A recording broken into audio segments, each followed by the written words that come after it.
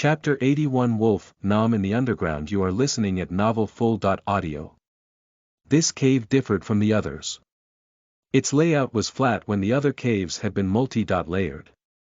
This meant that the party's fighting formation would have to be different. They couldn't form a choke point and have Idi, Athena, and Phoenix bombard from a distance. Astaroth and Gulnar would have to fight as vanguards, making sure they didn't get bypassed. It would not be simple, since the terrain was so open. As they advanced into the cavern, the wolves resting at the edge finally discovered them, howling to alert the others. "Alright, here it goes," Astaroth shouted. He and Gulnar fanned out a little, with White Death taking the center, and cleaning up any enemy that tried going around them. Astaroth forewent his spirit melding for the beginning, since that would leave Gulnar alone to deal with lots of pressure. He would use it after his summon timed out, but for now, splitting the pressure was more important, as to protect his back line. As the first wave of wolves crashed into them, Gulnar used a taunting skill to grab as much aggro as he could.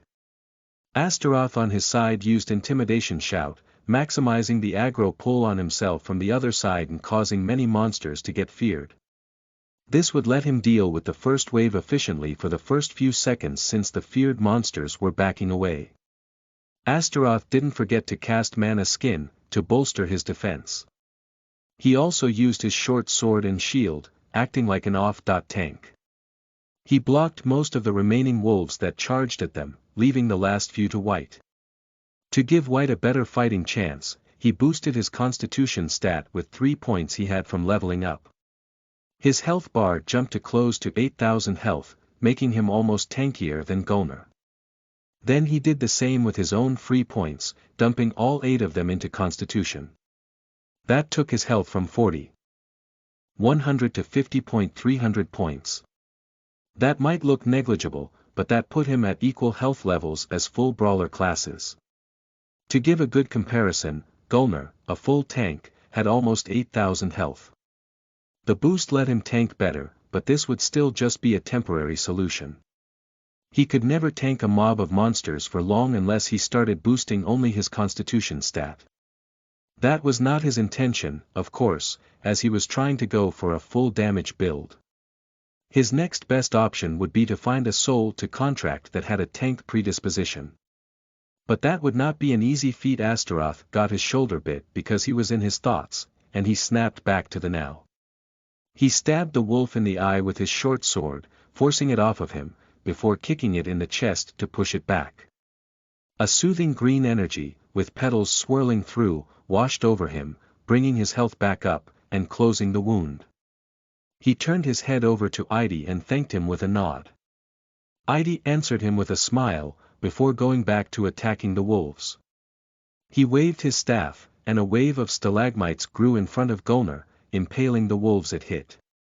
Such a troublesome class to deal with, Astaroth thought to himself. A class that could attack and heal, would be a terror on the battlefield. Of course, he was also an aberration to other players, but that thought never crossed his mind. It had only been 3 minutes into the fight, and already some wolves were dropping. That never allowed the party to rest though, as wave after wave crashed into their front line.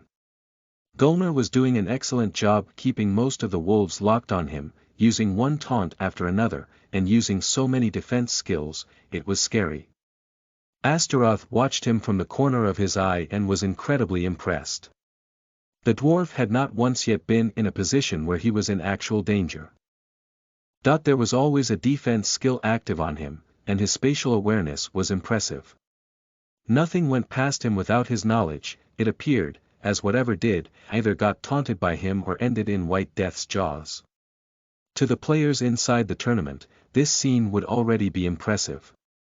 But to the players watching the broadcasts, it was outright inhuman. No one in the tournament knew they broadcast it outside of the game, since Chairwoman Constantine had said nothing about it. But, at the moment, the eyes of almost all the players in the game, and even the non-players outside of the game, were glued to their screens. The broadcast would switch between points of interest, trying to keep its audience entertained. But for the last few minutes, except for a quick interlude to the pyramid and color, the cameras had been on Astaroth and his group. Even Constantine was watching the broadcasts from her cozy office.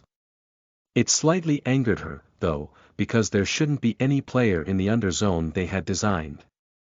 They had designed that complete zone simply as a gigantic holding cell for the monsters. Those monsters were to be used if the players tried to stale the phase too much. But with what was happening right now, there would be no monster left to do that. This little group of misfits was driving a wrench into her planning. Their teamwork is sloppy, but their power is nothing to look down on. Constantine muttered as she watched the party mow down wolf after wolf. Currently, the entire world was wondering if the monsters were too weak, or if the players were too strong. Some nincompoop players had already tried repeating the feat little needed to be said about how that ended. Many of those simple-minded players were currently trying to defend their deaths by saying the wolves they fought were stronger. Of course, the broadcasts showed the levels of the monsters, just as much as the ones of the players. So no one believed their stupid claims. Back in the cave, around 200 wolves had already been slain, in a little under 10 minutes. There was just 1 minute left to White Death's summon timer, and Astaroth was getting mentally ready to dive into the mob. The situation had already devolved into a game of catch at this point. The party was circling the room, keeping their formation, as they kept a wall at their back, but never staying in the same spot. This maneuver was the only reason they had not yet been overwhelmed. Most of this was thanks to Phoenix, whose leading skills were a grade above. No one ever doubted her commands, and that had yet to fail them. Astaroth called to her. "Phoenix. My summon is almost done. I'm going in," he said, getting ready. "Understood," she answered back. Her mind went into overload, trying to see what would be the best move here. She thought of a plan and quickly shared it in the group chat, through thought. She knew they had no time to go over it, so she let Astaroth read it and execute it in his own way. When Astaroth saw the message, he grinned widely.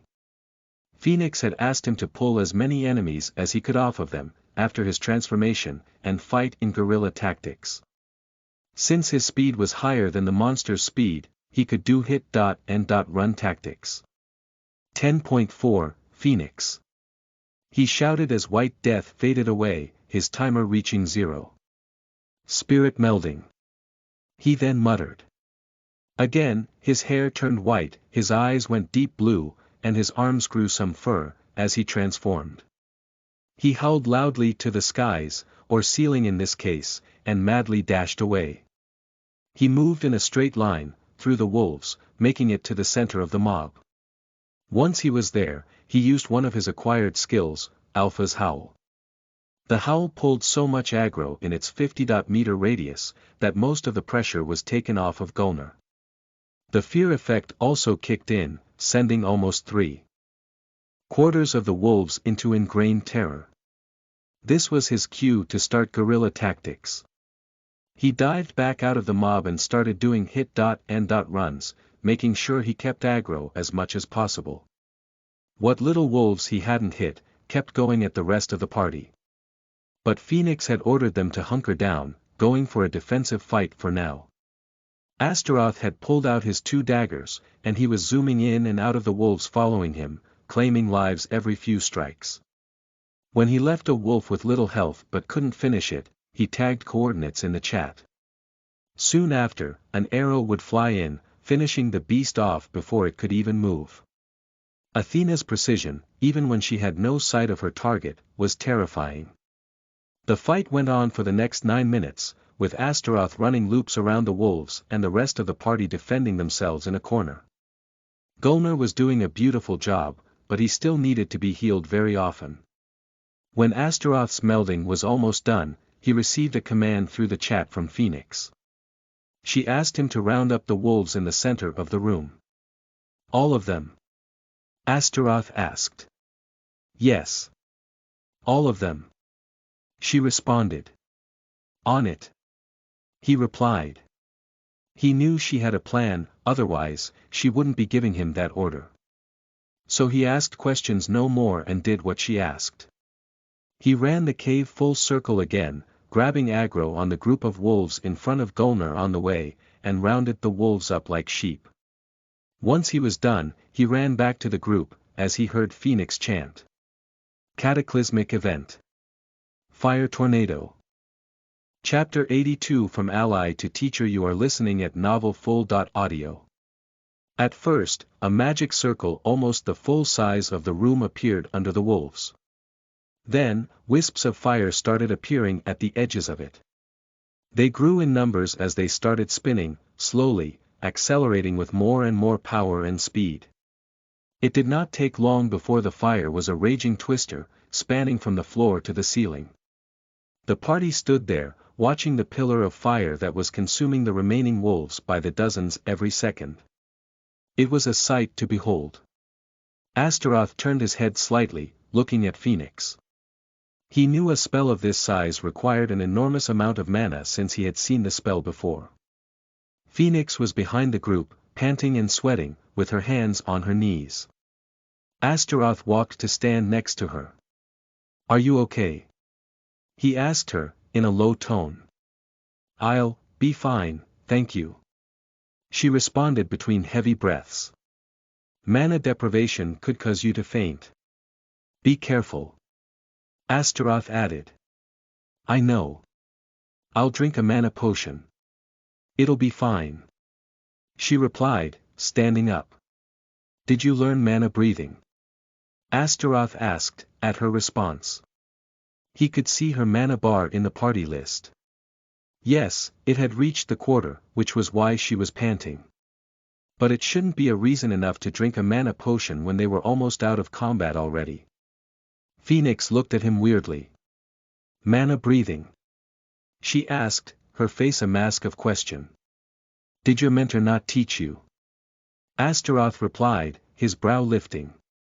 "Never heard of it," Phoenix said. "Gosh. Okay. Guess your mentor is less good than mine," Astroth said, exhaling. Phoenix stiffened up at that statement. Her master was a great pyromancer from the human empire. How could someone like him be of a lower caliber than another mage? That statement peeved her a little, while also making her curious about who Astaroth's master was. "They taught you this mana breathing?" "Your mentor, I mean," she asked, thinking maybe he had just heard about it. "Oh, yes. In our early days of training. He said it was important for the next step." Astaroth answered like this was common knowledge. "Can you?" Phoenix started saying, before being interrupted by a map.wide announcement. Attention dear participants. We have reached an important point in Phase 1, and will now speed up the tempo.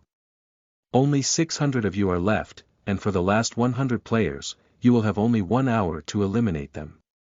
Failing to attain this goal will cause penalties for all remaining players. May the strongest players remain. Following that announcement, a clock appeared on everyone's interface. It started ticking down from 1 hour. Looks like we have little time left here. We better get moving then," Astaroth said, looking at Phoenix. "Wait!" she exclaimed. Astaroth hummed, looking at her. "Can you teach me?" Phoenix asked. "Teach you? Mana breathing you mean?" Astaroth asked. "Yes. If it's something that can help me grow stronger, I want to know," she insisted. I don't know if I should," Astaroth said, hesitating. "Please teach me," Phoenix said, her eyes full of resolve. Astaroth could tell she was ready to meet any price to learn the skill. But he wasn't sure he should teach anyone this at all. After all, Aberon told him this was a higher concept. He was sure there was no risk of just mana breathing, but the problem lay in the accumulation of impurities that came with fast replenishing one's mana. The others in the party had gathered around wondering what Phoenix was asking him to teach her. Astaroth saw them all around him and became nervous. Phoenix, I can't teach you this. It comes with risks. Astaroth said with a sigh. He was trying to brush her off. But he had not expected the next words out of her mouth. I will use my favor. You would be rid of my part of the contract after. Is that enough? She asked, almost sounding desperate. Phoenix had noticed that Astaroth never went out of mana. But she thought it was because of an immense mana pool. Now that she knew he had a skill to replenish his mana, she understood why he was not even trying to conserve mana. He theoretically had an unlimited supply. Of course, this statement was a tad flawed, since he still had a limited mana pool. But his mana regen passive mitigated a big part of the problem. Astaroth was now stuck between a rock and a hard place. He couldn't possibly refuse her demand if she used the contract clause, but he couldn't in good conscience teach her mana breathing without teaching her body cleansing. It will take more than that. Astaroth said, his tone becoming cold. He was going to break them all out of the contract. He didn't want the contract, but he didn't want to put anyone in danger either. What else will it take? Phoenix asked, not caring about the price. All of them. Astaroth replied. All of them? Phoenix asked, becoming confused. Yes. All of your favors. Astaroth confirmed, looking at the rest of the group too. Hold on. Why would we give our favors for her demand? Athene demanded, her anger slightly flaring up. Yeah. I'm not sure I'm okay with this either. Gulnar said, passing his hand on his beard. I don't really mind. Heidi said, wanting to avoid confrontation. The answer to your questions is simple. Because I will teach you all the same thing. Astaroth said. What would I do with a skill called mana breathing? Gulnar asked. I don't even use mana. He added. Because I won't just teach you that. Mana breathing is the first part of a two-part technique. Astaroth answered. And the second part is dangerous if it's not done right. He added, his eyes serious. That still doesn't answer my question. Gulnar slightly rebuked. The second part of the technique works for anyone and any class. It enhances your body entirely. Astaroth answered. The group gasped lightly. A technique that enhances the body. Would that not mean they could become stronger with this? How had Astaroth stumbled upon such a technique in the first place? How lucky. They all thought. That last bit of information immediately enticed the rest of the group. Right after, the contract interface on Astaroth's menu started flashing. When he tapped on it, he saw the names of everyone on the contract grow dimmer. He received the request to teach them the two skills, in exchange for the aforementioned promised favor. Astaroth smiled lightly. He didn't want to teach them this, but he had put himself in this situation. He and his big mouth again had gotten him in trouble, as always. At least, no, he would free himself of this constraining contract before it even bothered him that much. He had all of them sit down. He started by grabbing all the soul cores and monster cores lying about everywhere, before coming back to them. He then taught them mana breathing, just like Aberon had taught him. The only difference was that he didn't have Gulnar or Athena direct the mana into their mana lobe, since they lacked one. He had them just circulate the mana through their bodies, getting used to the process. Once all of them had gained the first skill, he noticed some differences. Athena and Gulnar had received different skills than the rest. It was called mana cycling. He surmised it was due to lacking a mana lobe. It mattered not for the next part, though. He then directed all of them into packing their cells with mana, forcing their bodies into becoming miniature mana batteries. It all took some time, as Astaroth kept his eye on the timer. He also watched the player counter, noticing that it was barely going down. It seemed like most of the remaining players didn't care what the penalty would be. They only cared about staying alive in the next phase. After half an hour of teaching, Gulnar was the first one to retch. Soon after, followed by Athena. No sooner than 5 minutes later, the last two started throwing up at almost the same time. Gulnar and Athena had complained in the meantime, the odor getting to their stomachs. Astaroth had burned away the impurities, explaining what it was to them. They were both happy about their bonus stats, though. The two of them had received stamina, instead of mana, from body cleansing. Astaroth guessed that might be more useful to them if the system changed the formula for them. When everyone was done with expunging their bodies and listening to his explanations, Astaroth looked at the timer again. There were 20 minutes left before the hour allotted ended. They needed to get moving. All of them started running through the tunnels, with Gulnar leading the way. When they got to the last chamber, their jaws went slack. This chamber was different. Instead of an enormous cave, with monsters by the thousand, another thing awaited them. In the middle of an enormous ceremony hall, that looking room, sleeping a giant feline creature. It had the body of a giant lion, but with wings sprouting on each side and a scorpion's tail. A manticore. Astaroth gasped. He enjoyed reading up on mythological creatures, so he immediately recognized it. Then he scanned it and his eyes went wide. Manticore. Level 50 grade. Legendary, boss, health. Mana. When Gulnar saw the monster, he scanned it too. At first, he was okay, but then his face paled. He dropped his hammer, his breathing becoming heavy, accompanied by the others in the same situation. When the hammer hit the ground, it made a clear dinging sound. The manticore started moving, as it got up and stretched, before yawning. That's when it saw the 5 players in its lair. It looked at them before its eyes narrowed. Roar. Chapter 83. Past actions have repercussions. You are listening at novelfull.audio. Back on the surface, just before the 1-hour time started, Kolor was sitting on the last pyramid step, looking in the desert's direction.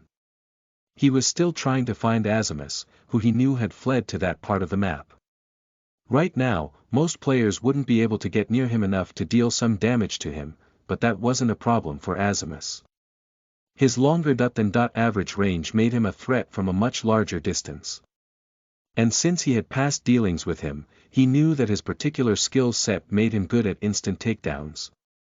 Suddenly, a light flash caught the corner of his eye, and he instantly jumped up, a bullet hitting the steps behind where his head had been a moment earlier.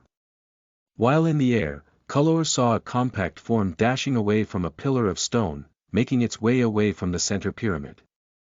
He immediately gave chase. As Kolor ran, his giant 2-headed raven picked him up from the back of his clothes, swinging him on its back and flying after the gnome. The raven had an excellent vision from up in the air, and with the desert being very barren, Azimus had no space to hide from it. He tried to stop a few times, to shoot at his pursuer, but it was a wasted effort, as the raven dodged away from most shots. And even where the bird took damage, it was negligible. Since this monster was almost a boss-like entity, for players at their current level, the damage it took to kill it was not something easily attainable.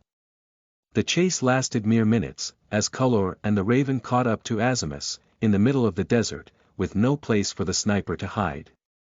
He swapped out his rifle for a blunderbuss-looking gun and turned around. "Who are you, and why are you chasing me?" Azimus shouted, as he aimed his gun muzzle at the player before him. "I am simply a player you have tormented before, coming for vengeance." Kolor responded, keeping his calm. "I don't even know who you are," Azimus said, his eyes red from anger. "It matters not for now.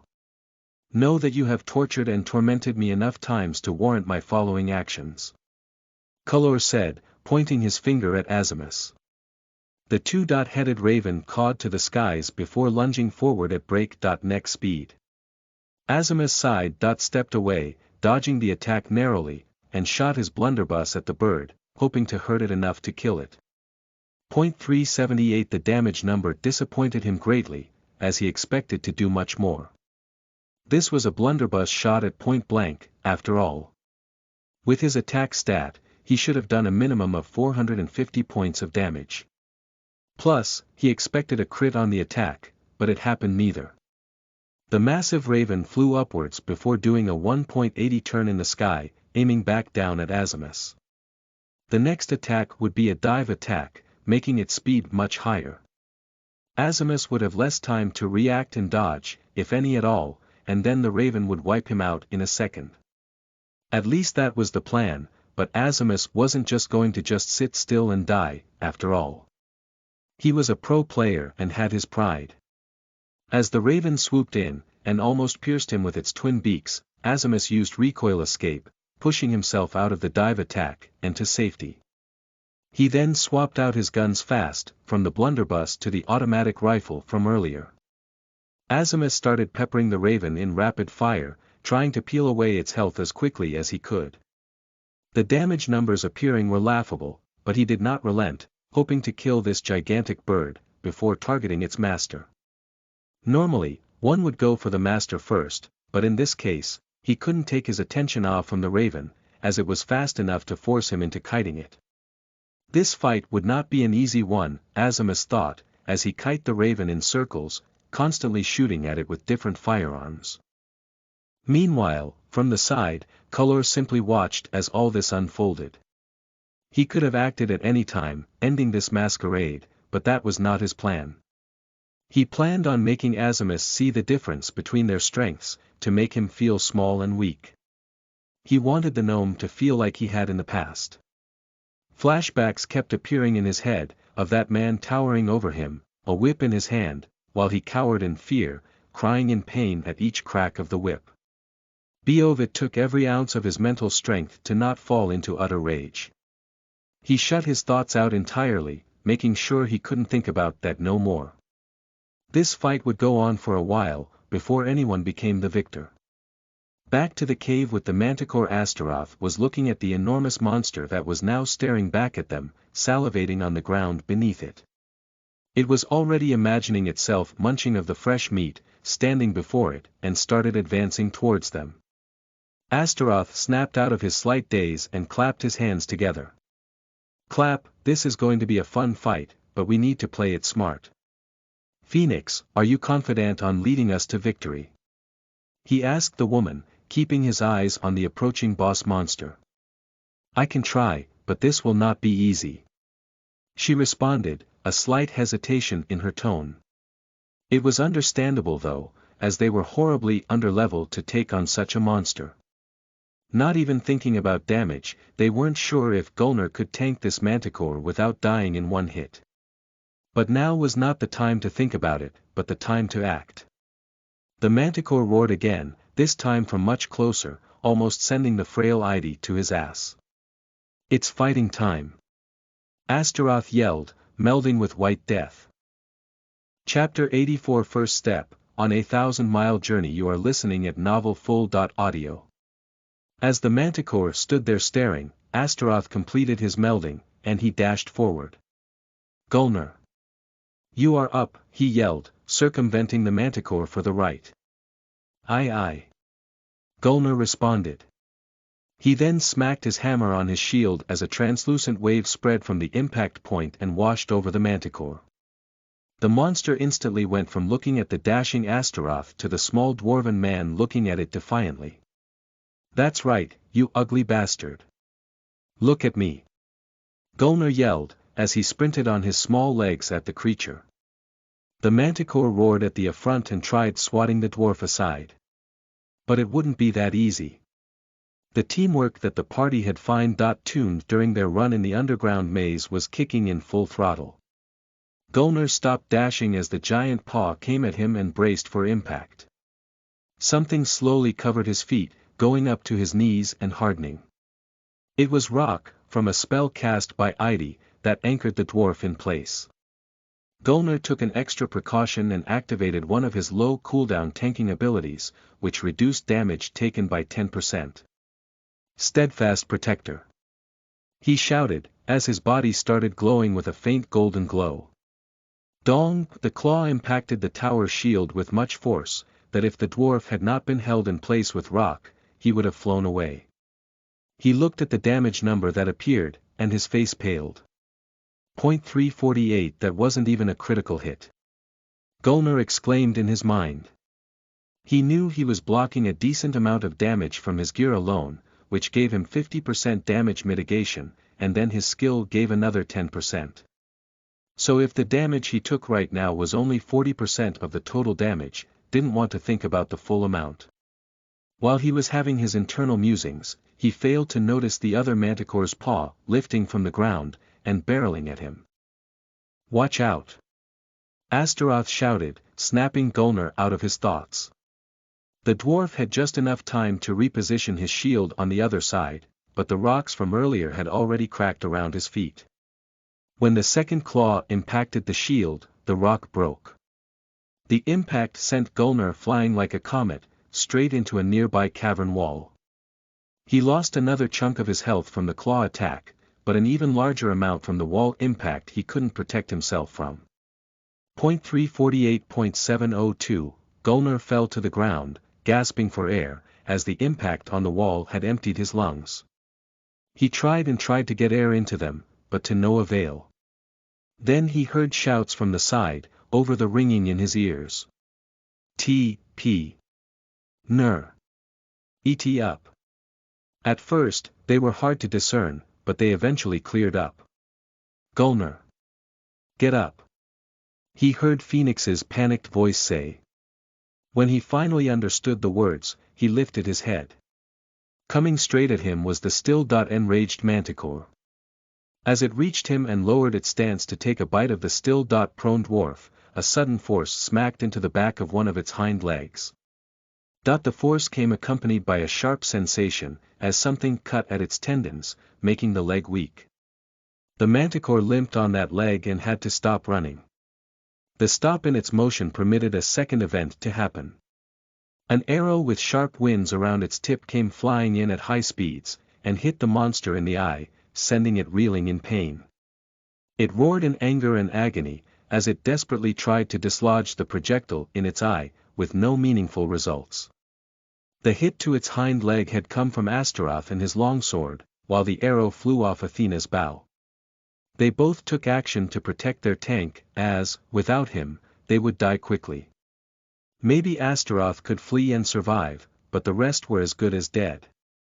Gulner snapped out of his daze and jumped to his feet. His eyes showed fury as he lunged back toward his foe, fully intent on giving it some payback. As he ran up to the manticore's legs, he brought his hammer behind his back, in a lowered position. Retribution strike. Gulner shouted, lifting his weapon in an upward diagonal. His attack struck the manticore's chin as it was crouched and pawing at its eye to remove the arrow embedded in it. Bang! The hammer hit true, with a thunderous sound, like that of a blacksmith smacking an anvil at full strength. The manticore's head flew upwards, the impact jerking its head towards the ceiling as it lifted off its front paws. Although lifting the monster off its front paws was already impressive, the force was nowhere near enough to send it flying, as it had just done to Gulner. But the result still satisfied the dwarven player. 3 foot 495 with the damage from Astaroth's slash and the arrow in the eye, the manticore's health finally budged from its 100% mark, dropping to 90.9%. The amount of health needed to slay this monster slightly took aback the party. Phoenix had kept track of the damage they had dealt up to now, and they had just crossed the 5,000 damage mark. Of course, the massive damage from Gulner upon it had slightly offset the calculations, but that still meant the monster had easily close to 500,000 health points. After striking the tail of the manticore, Astaroth had jumped back, ready for any sort of retaliation. But it didn't come straight away, because of Athena's arrow, and Gulner's strike. So he understood the massive undertaking they had just thrown themselves against. He gulped as he resumed his attacks. It's today we know how strong I am. He thought to himself, steeling his resolve. This would not be a quick fight, and the band of players knew that. But they would not give up for now. They could still beat it, they all thought in confidence. Chapter 85 Battle for Supremacy. You are listening at NovelFull.audio. After 15 minutes of intense fighting, Astaroth and his party had whittled the Manticore's health down by a quarter. Although this was already an accomplishment, it was far from enough. The party's resources were running thin. Even with the mana-breathing technique Astaroth had taught the casters, they were burning through their mana pool right now. They were taking mana potions here and there, trying to keep steadily over half, but their stocks were thinning out. As for Athena's arrow supply, it was also beginning to run low from all the shooting. They could not reasonably keep this pace until they brought it down, so Phoenix switched tactics. Astaroth, can you keep it busy on your next melding? She shouted. Astaroth, whose cooldown for spirit melding was almost over, looked over at Phoenix, and then the Manticore. He grit his teeth and replied. I should be able to, yes. But it won't be an easy feat, he added. The next reply came from within his mind, from the party chat function. Astaroth was still not used to it, as Athena and Heidi had just barely explained the function, minutes after their combat start. It much facilitated the communications during combat, reducing cross-talk and yelling to a minimum, and it worked much like any normal voice chat program. You are quicker than Gulnar, so you can dodge more attacks. You also have that healing passive from your transformation, that can help keep you topped off. Astaroth heard Phoenix's voice, in his head. Doing this, and swapping between you and Gulnar tanking, will permit us to save on mana resources on healing and potions, stretching our effective combat time by double at least. She added, via party chat.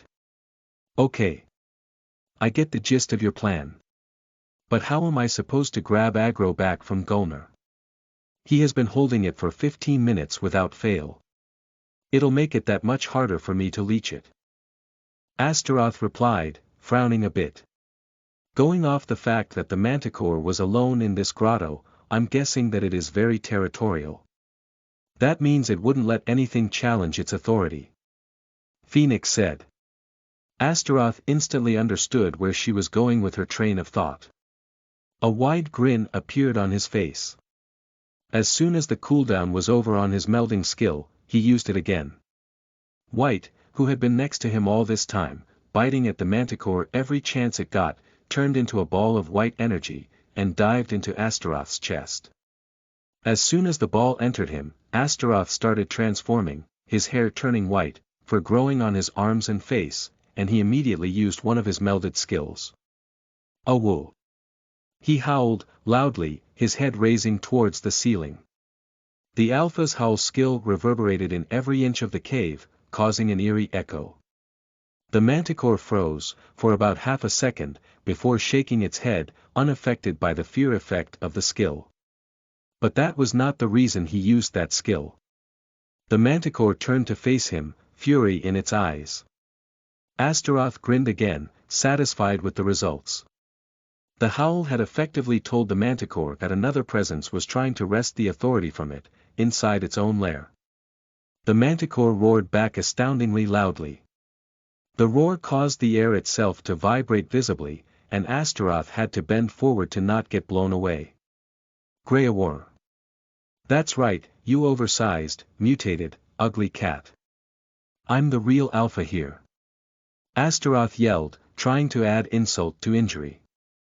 And the effect was immediately noticeable to everyone present, as the Manticore swiped both its claws at him. Astaroth jumped back with his upgraded agility, which was just enough for him to keep track of the beast's movements. Sadly, it also put him into range for the monster's stinger, which was now barreling towards him.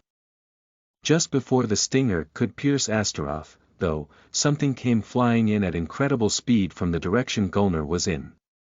His shield impacted the bulb of the stinger, sending it ever so slightly off course. This redirection gave just enough wiggle room for Astaroth to twist his torso, dodging the tip of the stinger by a hair's breadth. He thanked Gulnar in the party chat, as the shield bounced back towards him. Thanks Cap. Gulnar only nodded his head, chuckling at the reference. He had tried to copy that one superhero's shield throw, and was quite proud that it had worked out. With this attack out of the way, Astaroth landed back on the ground, launching forward, between the manticore's legs, and striking its exposed belly with his long sword, wielding it two-handed.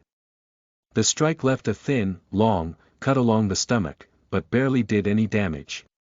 But that was just an attack of opportunity. His real aim was the rear left paw which he had struck with his long sword earlier. He swapped out his long sword for his war axe, and swung in a wide arc, aiming for the rear of the paw. The great axe swung true, as it hit the tendons in the rear leg, with a nasty slurp sound. Astaroth felt the slight resistance of the nerves, flesh, and tendons, before the sliced and gave way. The next thing that stopped the blade of his axe was the bone of the manticore, which was accompanied by a loud painful cry. Astaroth then swapped out his weapons for his shield and short sword, as the other hind leg kicked at him. He barely had enough time to put his shield before him, before being swatted away. Since he was expecting the impact, he braced himself enough to control his flight and fall. He managed to backflip in the air, before landing on his 2 feet.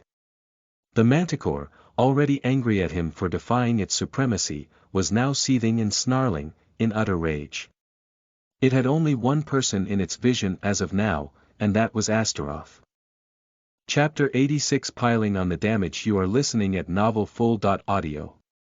Now that the focus of the manticore was fully on Astaroth, it set a strange ballet into motion. The monster chased Astaroth around, as he dipped and dodged as much as possible, delivering occasional strikes of his own. With this method of fighting, Astaroth's aggro should never be able to stay first, but since he was defying the beast's supremacy, it stayed fully focused on him. This would go on for 5 minutes, lasting the full transformation of Astaroth, with their overall damage being temporarily reduced. But they met the effect Phoenix wanted to attain. Gulner went back to full health slowly, with the help of his natural health regeneration and a minor spell from Idi. He also cast the same spell on Astaroth, to help with his own health regen. With his passive skill already doing most of the heavy lifting, Astaroth dodging as many hits as he could, and blocking the rest with his small shield, his health never went into a dangerous range. Seeing his melding timer was almost out, Astaroth yelled out, "Switch!" And with a nod, Gulner taunted the manticore back, smacking his hammer on his shield. The same wave of transparent energy boomed out, with the shield at its center. The manticore roared, its instincts telling it to keep hitting the wolf-like man in front of it, but its mind locked onto Gulner, anyway. And with the swap in targets, Astaroth's melding wore off. As his hair went back to its black color, and the fur disappeared from his body, Astaroth grinned manically. It was time for him to hit back for real. He had been running around the whole cave, canvassing it as he went. It was all hoping to take advantage of his surroundings in the fight. There were some stalagmites strewn around sparsely that he could use to cover from the spikes that the manticore occasionally shot out from its tail. They had learnt, at ID's expense, that the spikes applied poison when they had a direct hit. He had been concentrating on a spell and couldn't dodge one entirely, as it nicked his arm. The poison's damage was not incredibly high, but the duration lasted quite long, and the number over the icon left interpretation that it could stack. So after cleansing himself from the poison and healing himself, he had called it out to the others, making sure they didn't let themselves get hit by those. Healing was already difficult with the insane damage numbers the manticore was dealing, poison allies would make it exponentially worse. Another thing that Astaroth noticed from canvassing this cavern was that there was a side of the cavern that had a slight incline to it. One that could be used as a ramp of sorts. And he formed a plan for it.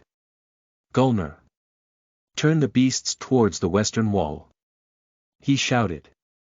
Gulner looked confused at the request for a second, but with a nod from Phoenix, he agreed to it. He ran toward the western wall, keeping the manticore's attention on him. He also made sure to always keep his shield in the monster's direction, giving him at least some cover, if it were to attack while he wasn't looking. After reaching his destination, Gulner turned back to face the manticore. Just in time too, as the beast unleashed another series of strikes with its paws, in a cross-dot motion.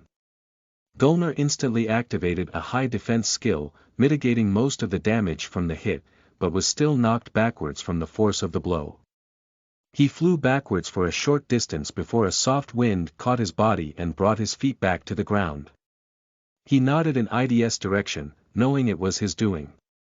The air cushion had caught him before he smacked into a wall again, saving him from another massive dose of damage, but also saving him from the disorientation of the blow. Gulnar immediately lowered his stance again, guarding against the incoming tail stabs of the manticore. He knocked them away with his tower shield, parrying the blows entirely. They had learned that parrying blows negated the damage completely, and those that were in melee with the beast had used it more and more. The more damage they could negate, the better their fighting chances. Gulnar was wondering what Astaroth was doing, since he hadn't been hitting the manticore since he asked him to turn the darn thing. He could see Astaroth on the map, circling the cave wall, but couldn't see him with his eyes. That's when Astaroth's dot on the map abruptly lunged from the wall to the manticore. Athena was the first one to see what Astaroth was doing and understood his intention. She swiftly knocked another arrow on her bow and aimed for the monster's eyes. Immediately after, they heard a loud clunk in the cavern, followed by a roar and a dull thud. Astaroth had jumped from his improvised ramp and violently swung his war axe at the manticore's tail, just before the spiked tip, severing it from the beast, rendering its ranged attacks impossible. The manticore had roared in pain, its head lifting to the ceiling. That is when Athena loosed her arrow. The arrow was accompanied by swirling winds, as it spun on itself rapidly and penetrated the beast's now exposed throat. With a gurgle, the roar was interrupted, as a massive damage number appeared before everyone's eyes. 3,800.6188. The damage number from that alone was astounding. The double exclamation points meant she and Astaroth had both landed supercritical hits. Astaroth's hit alone had almost taken a full % off the manticore's health, and that was without counting the other insane damage Athena had done simultaneously. The beast wanted to cry out in rage, but all that came out were wet gurgles, as it now had a gaping hole in its throat. An icon with blood drops appeared under its health bar. It was now bleeding, and from the looks of it, it was a severe bleed, as it started losing 1% health per second. No one in their party knew how long it would last, but they didn't care. This was their time to pile the pain. They all started using their high cooldown, high damage skills, bursting damage on the manticore as much as they could. Astaroth noticed that the penalty timer had been flashing for a while. But nothing was happening yet. It all changed a few minutes later, though. And now, they all looked astounded. What have we done? They all thought. Chapter 87 Hail Mary. You are listening at NovelFull.audio. Astaroth, Athena, Gulnar, Idi, and Phoenix all looked toward the ceiling at the same time. The reason they stopped fighting and looked up was plain. 5 minutes after the timer had reached 0 for the penalty, the ceiling of the cave they were in started opening up. A giant hole was forming in the ceiling. He could see sunlight peering into the dark cave, from above. Astaroth then understood what the penalties applied were going to be. The cave they were in currently, and all the other caverns they had passed through, were now opening to the upper level. The penalties were the monster hordes. Normally, for parties of pro players, these hordes were not much of a menace. But the current situation brought another element to it. Since they were in a tournament, everyone considered the others as enemies. The party that had formed here was an anomaly, more than anything else. No player on the upper level would team up to survive under these circumstances, as they were more likely to try to take advantage of the beasts to get more kills. Astaroth and his party were under different circumstances since they had all dived here willingly. They also knew that none of them would survive if they didn't cooperate. That was the basis of their party, and the reason they had all played fair and square. In any other situation, the party would not have formed, and they would have fought. But with the ceiling opening, came another problem. The manticore's focus was wavering from them to the hole in the ceiling. Like its instincts were telling it to fly out. And Astaroth figured it wouldn't be long before it acted on those instincts.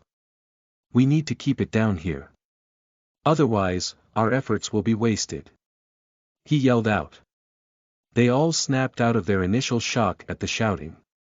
Athena and Phoenix were the first ones to understand what he meant. Both women started shooting arrows and spells at the manticore's wings, trying to damage them, and make them flight unworthy. If the monster took flight, they would have wasted all their resources for naught. The manticore finally opted out and started flapping its wings. The wind gusts from the wings blew away Athena's arrows and extinguished the fire Phoenix had just lit on the leathery part of the wings. The manticore roared at the skies, as it started gaining height. But the group wouldn't let it escape that easily. Idi started chanting in a low voice, his hands slapped against the ground. As he finished, a low pulse of magic reverberated in the ground. It was like a water drop that had fallen on the surface of a lake. Slow ripples started moving outwards, Idi at their center. They traveled through the floor, and up the walls, reaching the hole in the ceiling within seconds. The mouth of the hole then began shaking slightly, as the rocks reformed into a full wall. But the process was slow, and it would not be completed in time, judging by the speed the manticore was now flying toward the ceiling. Gulnar was the next one to make a move. Everyone! Cover your ears. As soon as the dwarf shouted this, all the other players swiftly put their hands over their ears. As soon as they did, a loud sound boomed. It was like a thunderclap had happened right before them. Or if someone had detonated a flashbang grenade.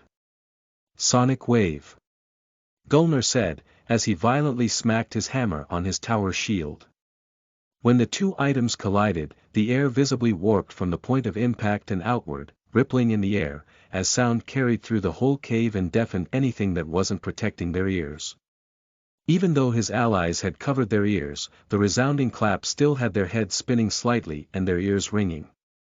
The manticore, which had not protected its ears, was affected. And with its acute sense of hearing, it affected it even more. The sound wave hit it, and it froze. Its wings stopped beating for 3 seconds, stopping its upward momentum and sending it hurtling toward the ground again. The stun wore out as it was still some distance away from the floor, so it caught itself from smashing into the ground. But it had lost most of its height and all of its momentum. This was enough for Astaroth to run up the ramp, in his half-dizzied state, and jump onto the manticore's back. As soon as he landed there, he got to work. He ran towards the nearest wing base and started hacking away at it with his war axe. It would not snap that easily, and he had not yet recuperated his new skill either. All he could do was damage it as much as possible before the beast eventually shrugged him off. The manticore ignored him at first, focusing on climbing back up to the closing hole. But as the hits kept happening, eventually the pain became unbearable, and it got rid of its unwanted passenger. The manticore flapped its right wing strongly, before closing both of them close to its abdomen. This had for effect, the manticore spun in the air, sending the unprepared Astaroth plummeting. As he fell, he saw the base of the left wing he had been hacking at, was badly wounded, and the bone was exposed and riddled with micro-dot fractures. He acted on it. Shoot the base of the left wing. He yelled, pulling out his own bow. He focused deeply, shutting out his fear of falling, and breathing deeply. The surrounding time seemed to slow, as his brain started working much faster. He pulled his bowstring to the maximum, with an arrow at the ready, and waited for his body to align where it needed to be on its own. After twisting for 3 seconds, which seemed like an eternity for him, he loosed the arrow. It flew off from the bowstring, in his still slowed state of mind, as he kept spinning in the air, his body now facing the ground. Let's hope that was good enough. He thought, as he closed his eyes. Chapter 88 Enraged. You are listening at NovelFull.audio. Astaroth, who was now falling to the ground, his eyes closed, heard the following sounds. Schlock bang bam crack, a booming pained roar followed these. He smiled. Suddenly a burst of wind caught his form, in a diagonal motion, slowing down his fall and angling him better for a rolled landing. Astaroth opened his eyes again, looking at the ground getting closer and closer. His now diagonal motion made it possible for him to attempt a smoother landing, and cancel out the fall damage. As soon as his feet hit the ground, he dived forward and balled himself up, letting his body roll out the rest of the momentum. After a few seconds of rolling, he was now safe on the ground, his face to the ceiling. He smiled at what he then saw. The manticore was now falling too, with one of its wings bent at a weird angle, and it tried softening the fall with the other, still intact wing. It was easier said than done, and the beast still hit the ground violently, with a weird crunch. The players watched as the dust slowly settled, waiting for any sign of movement. What they got instead, was a low guttural growl, mixed with a slight gurgle, and 2 red dots in the dust cloud. Phoenix was the first one to understand what they were seeing. This wasn't her first MMO game, after all. He's enraged. Pull back. Don't let him hit anyone but Gulner. She shouted to the others, running towards the furthest wall. Everyone bolted away from the manticore at this statement, except for 2 people. Gulner and Astaroth. They immediately surmised that the fight was now on its last leg. The danger levels, which were already very high, had just reached another pinnacle. The manticore then leaped forward at Astaroth. Here, leaping was an understatement, as it practically teleported forward, from the sheer speed it was moving at. It swiped one paw at Astaroth, who barely had enough time to equip his shield and lift his arm. When the paw connected to its intended target, Astaroth was sent flying. The force behind the hit was twice as much as before, and there was no way for him to resist it now. In his wolf form, he might have had more chance to deflect or better brace for it, but that was still on cooldown for another 8 minutes. As he shot sideways, he saw the damage number appear in his eyes. His jaw dropped. .878. This was neither a skill nor a critical hit, and yet, it took away 1/6 of his total health, even after the defense from his armor, his mana skin, and the shield block. This effectively blocked a little over 50% of the damage. That meant that the raw damage number would have taken over 1/3 of his health. That was insane. Judging from that alone, and the health that his teammates had, Idi and Athena were instant one-shot shots, and Phoenix would be close to death after a hit too. Only he and Gulner had what it took to block those hits, without being in immediate danger. The problem lay elsewhere, though. That was only one normal hit. What if the manticore used a skill or a multi-strike attack? Even they would be in a pickle at that point. They needed to finish this fight soon, but it was not a simple thing to do, either. They had been fighting it for almost 20.5 minutes, and it had now just dropped to 10%. Astaroth also assumed that since its attack had boosted, most likely that all its stats also had. Which meant that its defense was now higher, too. And with all their heavy hitting skills on cooldown still, from their earlier burst, it would not be possible to use them for a while. Phoenix, on her side, was also calculating their odds. She was an expert in combat analysis. It was one reason she had climbed so high in the gaming scene. She could plan on the go, and most of them were rock solid. Even if her plans were thwarted, she would make another one. Her intellect had always been one key to most of her victories. She was already calculating the potential damage the monster could now output, just from seeing how much damage Astaroth had taken, and she assumed were his defenses. She came to the same conclusion as Astaroth and knew she couldn't let Athena or Idi anywhere near the manticore. She also guessed that damage was not the only parameter that had changed in this fight. By her calculations, it would take them at least 5 minutes to whittle down the remaining health points of the manticore. What remained to be seen was whether they would still survive that long.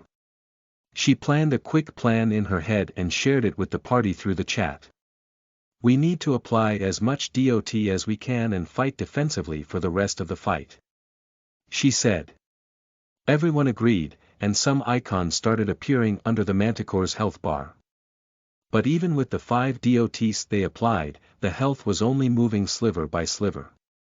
It seemed they would only get 1% per minute, and that was oh so little. But even then, it cut the duration of the fight by almost half, if they played it out well.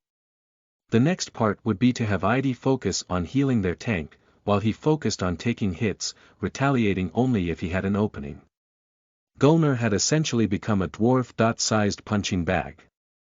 He wouldn't complain about it, since he knew that was essentially his role, but it still annoyed him. As the fight dragged on, he kept receiving massive hits from the Manticore, losing close to 1,000 health points per strike. It was a good thing that ID focused on healing him because he didn't even have enough time to take a healing potion. He had to keep all his focus on the Manticore, which was zooming around insanely fast. After a while of taking all those hits, his Retribution Strike skill came off cooldown. He knew that with all the damage he had taken, it would hurt the Manticore, so he used it. As the Manticore came in from his left, he spun around, his hammer extended outwards, aiming it at the incoming paw. The two attacks collided, and the Manticore's paw was thrown back. The damage dealt to Gulner was insane, since he didn't block with his shield, but the damage he dealt back was equally painful to the Manticore. 15'8" 83 Astaroth and Phoenix gasped at the number. This was the damage after the reduction too. This attack is dangerous. They both thought. It was a good thing the dwarf was on their team. That strike had reduced the Manticore's health to under 2%. Get ready. The last phase is coming. Phoenix yelled. Just as she yelled that, the Manticore roared to the heavens. The surrounding air shook, the walls of the cavern shaking and some pieces crumbling away. A fear effect immediately affected the 5 players. They all stood there, frozen in place, as the Manticore reared its head towards all of them, one by one. They instantly knew this was the end. Fuck. They all thought, simultaneously. Chapter 89 Last Strike. You are listening at novelfull.audio.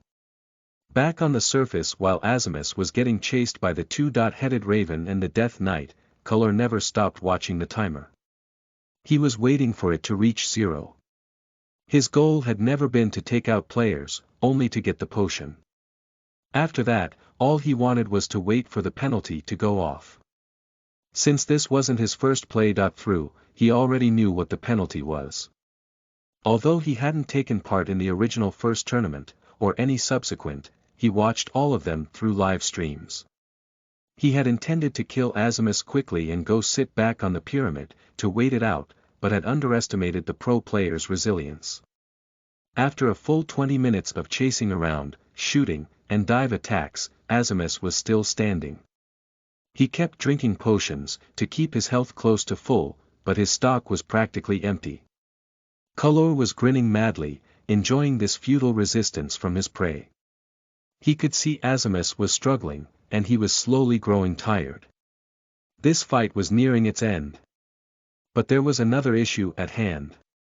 The timer for the round penalty had already run out. And yet, nothing was happening. He had felt the slight tremors from the gates to the underzone opening, but the monsters were nowhere to be seen. When the timer had reached 0, there had been an announcement that punishment was being served, but nothing was happening. This brought a frown to Color's face. He had immediately sent the Death Knight to investigate the underzone entrance, and was still waiting for it to come back. For now, with him gone, this had given a bit of respite to Azimus, who was now occasionally sending potshots toward Color. This only amused the latter, as he lightly dodged the incoming fire. At the 5-minute mark past the end of the timer, Color knew he had to end the fight soon, or else he would miss his secondary objective, but that was the moment the Death Knight came back. Sire. The gate was open, but the tunnels were empty. The Death Knight said, kneeling before Color. What? Color exclaimed. His head snapped towards the pyramid, which was now opening, but nothing was coming out of it. His mind immediately went into a panic. Has someone found out about the underzone? Are they wiping out the monsters? Where is the last boss? He thought, his brain a jumbled mess. He snapped around, looking at Azimus. Munin. Forget the gnome. We need to fly back to the pyramid. Now, he shouted to the two-headed raven. Yes, master. It responded. It swooped away from Azimus and toward Kolor, picking up the ladder as it swooped down, and back up.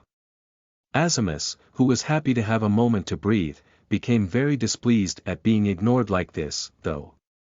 He immediately switched his weapon back to his rifle and aimed at Kolor's head. Don't think I will let you leave that easily. He shouted. But just as he was about to pull his trigger, Kolor turned his head, facing him. The two men's eyes locked. The air in Azimus' lungs all escaped. He froze in terror as his mind went blank. Kolor enthralled his mind with an illusion strong enough to make the player piss himself. He had used a spell to show Azimus his worst imagined death. By the time Azimus broke out of the illusion and caught his breath, tears running along his cheeks, Kolor was already too far from him to do anything. He clenched his jaw hard enough to hear his teeth creaking. You are going to pay for this, you worthless noob. He growled. Azimus then unleashed his rage against any unfortunate player to cross his path. He didn't sneak around and snipe, but actively sought other players to tear them a new one. In the meantime, Kolor had reached the pyramid, and it was now split up into 4 pieces, sporting a gaping hole in the center that dove underground. There was no sign of the last boss he expected to see here, and that made him nervous. He couldn't hear the sounds of fighting or anything, either. We're diving in. He ordered. They wasted no time on a response, as the two-headed raven, Munin, dove into the hole. They flew downwards at blazing speeds, as the Death Knight followed behind in free fall. They didn't go down for very long, as they reached a rocky surface, where there should have been none. Kolor pointed at it. Valerian. Break through it. The Death Knight then pulled out a massive halberd from thin air and swung it with much might, making the air vibrate as it cut through it. When the halberd connected with the stone, a deafening ring echoed, followed by a cracking noise and the crumbling of stone. The hit had pierced through its obstacle in one shot. Munin dove again, appearing in an enclosed cavern with high ceilings and a large open area. Kolor then saw what had been holding the boss monster back. He was slightly in shock, from how low the beast's health had been brought down to, but could see that all the players present were unmoving.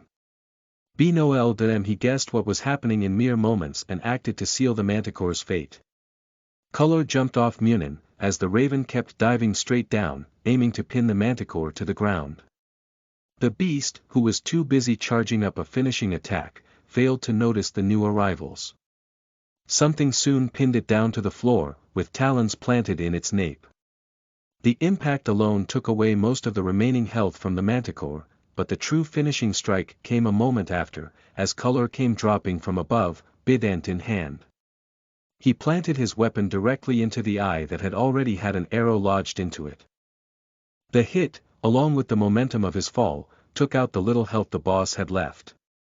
With a small whimper and twitch, the life faded out of the Manticore's remaining intact eye. Chapter 90 The Necromancer. You are listening at NovelFull.audio. Astaroth POV. Standing there, frozen in place, watching the Manticore charging up a finishing move, the entire party knew they had messed up. They could all clearly see the Manticore's throat light up in a red glow. It was easy to guess what was coming next. But before any sort of attack could happen, a loud boom happened overhead, and the ceiling collapsed where Idi had closed the hole. Something big and black came lunging down from it. The form was barely a blur as it traveled the distance from the ceiling to the floor almost instantly. That was when the party noticed what it was. A large, black, two-headed raven was now standing on top of the pinned Manticore. It was holding the creature down to the ground with its huge talons, as something else fell from the ceiling. This form was descending much slower, and was easily discernible as a human. But something was peculiar about him. His skin was as white as alabaster, and his eyes were black as night. The man was well defined, and strongly built, but also had a grace to his figure. Astaroth almost mistook him for a vampire, but he was almost certain that was not an available race to play in New Eden. And yet, he could also feel in his gut the huge aura of death emanating from this player. It felt somewhat familiar. The next thing that caught his eye was the face of the man. He could swear he had seen it somewhere before, but could not remember where. As the man fell from the ceiling, he landed squarely on the manticore's face. His weapon embedded itself in the already wounded eye of the monster, and from the side, Astaroth could see the life slipping from the manticore. Right after, a notification rang in his and his allies' ears. Ding! Asterisk, you have helped in killing a manticore, legendary boss, LVL 50. 375.000 EXP awarded for contribution, bonus 200% for kill 2 tiers higher, 98% damage done, asterisk, such an enormous sum of EXP. Astaroth thought. But now was not the time to think about that. As soon as the manticore died, the fear effect pinning them in place disappeared, and the 5 party members quickly regrouped, making sure they monitored the newcomer. The man on top of the manticore looked up after killing the monster. He could now identify the player present. He recognized 4 of them from his memories, but one of them wasn't supposed to be here. That player was the Ash Elf. He brushed aside the stray thoughts and did what he had come here to do. After climbing down from the manticore, he turned to face it, completely ignoring the party of 5. He didn't feel any threat from them. With the Death Knight and Munir covering him, no player could reach him currently. Color stopped thinking about them and put his hands on the beast's corpse. The bystanders were wondering why the core hadn't disappeared already, since all the other monsters had burst into particles almost right after their death. It didn't take long before they understood why. They heard an indistinctive murmur, and a sudden burst of mana shot out of the man and into the body. The energy then roiled around the corpse of the manticore in a black and blue miniature tornado. Soon after, the corpse started twitching. It was as if the nerves and muscles were all spasming from an electric shock. Astaroth was the first to get what was happening. A necromancer.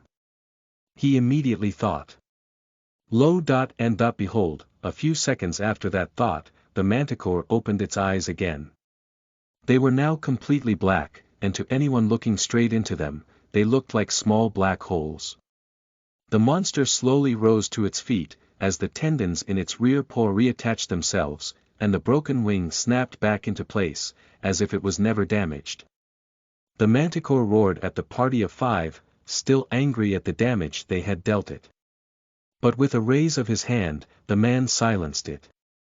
There is no reason to fight amongst ourselves, for now. He simply said. The man then turned his back to the party and mounted the manticore. But before he could leave, Astaroth stepped forward. Who are you? He asked. The man hesitated for a few seconds before deciding it wasn't worth hiding his identity any longer. My name is Color. But you would have found that out in a few minutes, during the next phase of this tournament. Color said, before healing the manticore. The now undead monster roared again before crouching. With a strong beat of its wings, combined with a mighty leap, it soared up toward the ceiling. Color left the 5 players alone in the cave, leaving almost as fast as he had arrived. All of them stood there, confused at what they had just seen. But another announcement snapped them out of their confusion. L.RG** congratulations to the remaining players. The first phase is now over. We will soon teleport you out of the map and onto the next stage of the tournament. Good luck, **** Astaroth sighed in relief. At least they didn't need to fight other players for their right to the phase. This whole underzone had given them a freebie and much needed EXP. As they all stood there, waiting for the teleportation to happen, Phoenix walked over to Astaroth. "Why did you seem to recognize him?" she asked. "Huh?" Astaroth said, turning around. "The expression you had when you saw him. You looked like you recognized him." She replied. "Oh. No, I did not recognize him, per se. But he had a familiar face. Like I had seen him somewhere before." Astaroth answered. I see." Phoenix said. Soon after, their bodies started glowing gold again, just like when they had been teleported to the arena for the first time. "See you in the next phase," Phoenix said to Astaroth. He smiled at her, as they disappeared from the Underzone altogether.